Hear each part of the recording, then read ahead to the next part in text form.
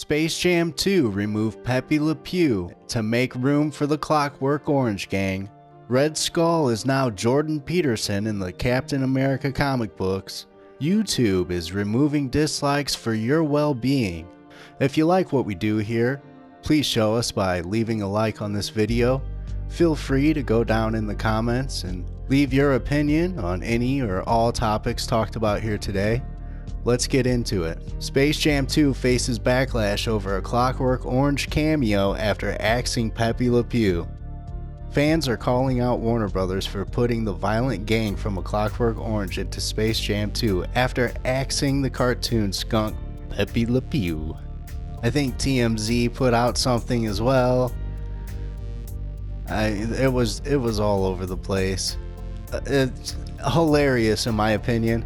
They were virtue signaling so hard with Pepe Le Pew, and then they put Clockwork Orange in there.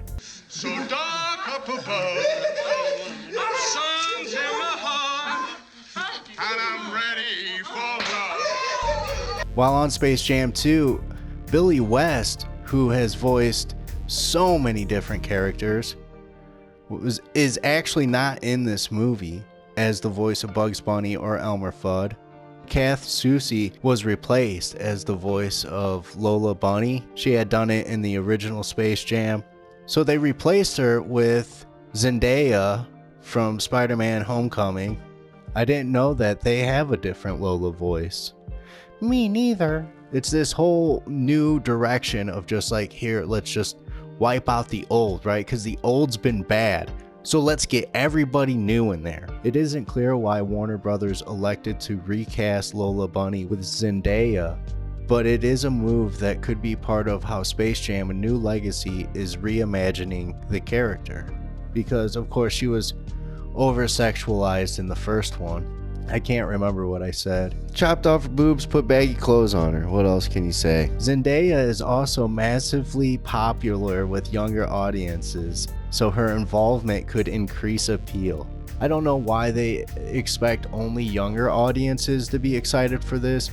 A lot of people that are older grew up with the original Space Jam. I also don't understand why they didn't just bring Michael Jordan back. Just have Michael Jordan back. The Looney Tunes have to come into our world to get Michael Jordan out of retirement so that he can save the Toon World again. This movie sounds already a million times better than this. Did you know that in the trailer, LeBron James, it's like his son's been kidnapped? It's one of those storylines. It's the most atrocious thing I've ever seen in my entire life. You gotta win this game. Let's end this. Got you, Bron! And get our son back. Conservative Professor Jordan Peterson reacts to Red Skull voicing his philosophy. Conservative psychology professor Jordan Peterson complained on social media that Tanishi Cody's, I don't know this person's name. We're just gonna call this person a poser. This person is more than likely a poser with some agenda, trying to manufacture their little woke narrative inside of geek culture like all these other posers. So Poser seemingly based his Red Skull on Peterson's views. Look at this. Conservative. This is so lazy and just so in your face. Marvel Comics author Poser compares Jordan Peterson to the Red Skull in latest issue of Captain America. Chaos and Order, The Feminist Trap, and a video discussing the 10 Rules for Life, all of which are hyperbolic parodies of topics Peterson has touched upon. In particular, the Red Skull's video article is an obvious reference to Peterson's book 12 Rules for Life, An Antidote to Chaos. Okay. In turn, Red Skull takes footage of Roger's defeat and proceeds to use it in propaganda video appealing to the, you can see the words there, I can't say that on YouTube, they already bury our videos, who've taken up his message by offering them the metaphorical sword of manhood. Sword of manhood. Dude, everybody knows it. This is a rifle. This is my gun. You don't bring a knife or a sword to a gunfight. You just don't do it. So these 12 rules, how bad are they? Stand up straight with your shoulders back. Treat yourself like you are someone you are responsible for. Oh, okay, if you want to read these, pause the video right now. I'm not going to go through all of them. You know what's disturbing about this? It's when it's something bad whenever it's helping or built to help men. You know, a lot of us grow up without fathers, and this just seems like something that you would learn from like a father being in your life, or just a role model, period.